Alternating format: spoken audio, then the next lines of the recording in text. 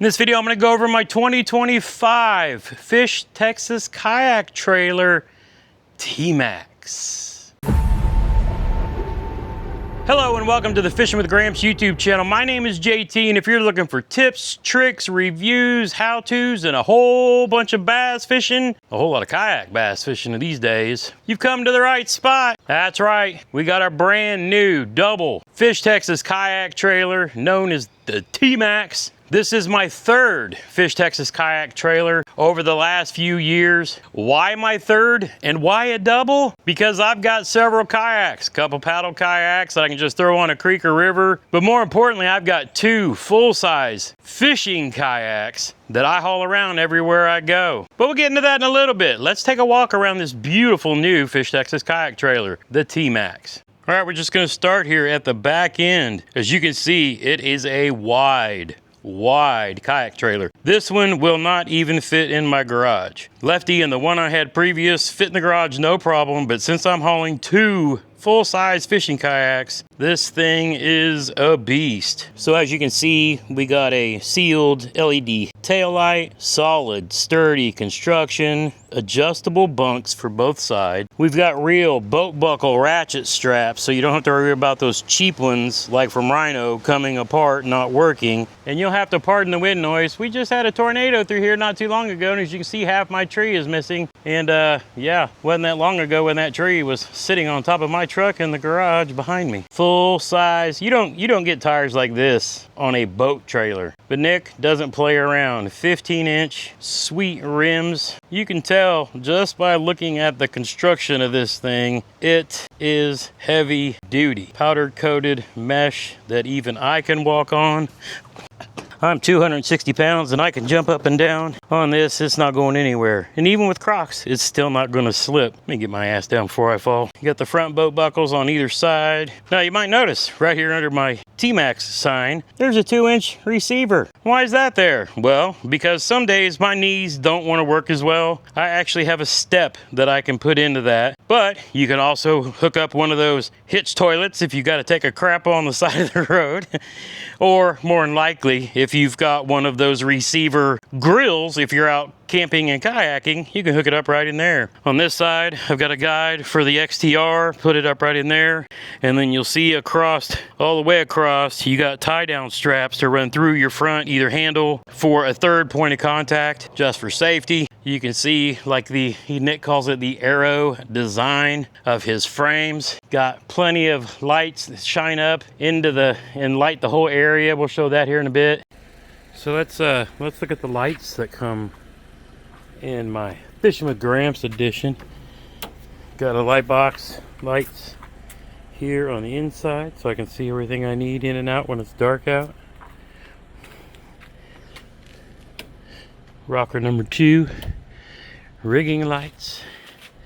As you can see, the whole rigging area in both kayaks completely illuminated. You have adjustable lights up front. This one shines into the back of the truck, so you can see when you're unloading.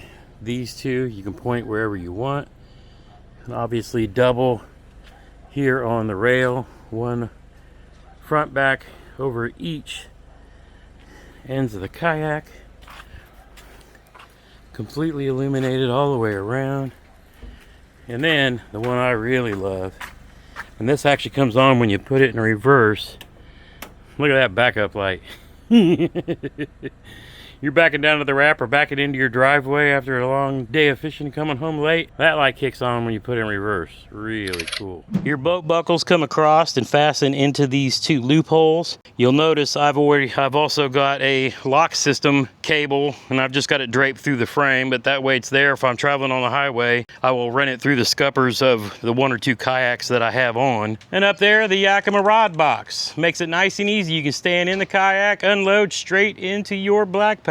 Coming back up to the front, you'll notice a big box runs all the way across. And here's the light panel. These are the rocker switches that control all the lights. Right here above the rocker switches, you've got a 12-volt cigarette lighter plug in case you've got, you know, something like your air pump, portable air pumper that you use. You need to put some air in the tires. You've also got USB charging ports. Pretty slick in case you, you know, need to charge something on the go. This all runs off of power from the truck via that 7-pin connector. You've also got another really cool accessory. It's a pass-through, so you can plug in your extension cord from outside and run it into the box, and you see the nice weather-tight seal there. I mean, what am I going to use that for? Well, I've had occasions where I've been at a bass tournament and we're staying overnight in a B&B and it was going to rain outside. Generally, if I'm going to charge my batteries, I just leave them in the backpack, run my extension cord out, and set the chargers on top of the backpack and plug everything in and let it run overnight. But if we know it's going to sprinkle or rain, what makes this really nice, you can open up this box, and since you've got the pass cable in here, I can literally set the battery right here and the charger right here, plug them all in and shut the lid, and I've got a portable out of the weather, out of the elements charging station. And I can add even a double plug in there if I wanted to and charge, you know, my electronics battery at the same time. So while we're in here, let's go ahead and take a look at this box. You can see I set my XI3 in here just for demonstration purposes. My paddles also fit in there. Got my net or tow rope, catch board, so forth and so forth. But you can stack all kinds of stuff in here. But it also comes with these little tie down areas where you can run these straps over the top of that XI3 and hold it down and keep stuff from bouncing around in here.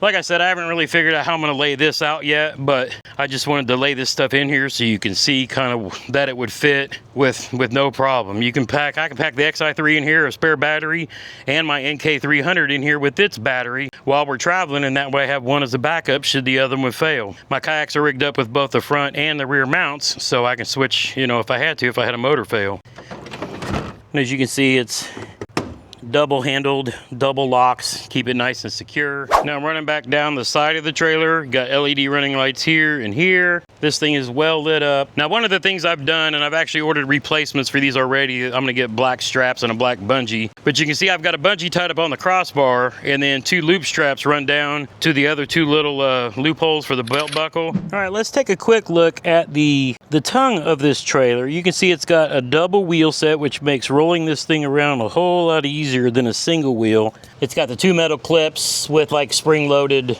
cable that hook up to your trailer hitch, and of course the 7-pin connector. Now if you followed this channel for any amount of time, you see me go through a ton of different methods for carrying my kayaks. Loading them in the bed of my Chevy Silverado, using a bed extender on my Chevy Silverado, Malone kayak trailer, that didn't go so well.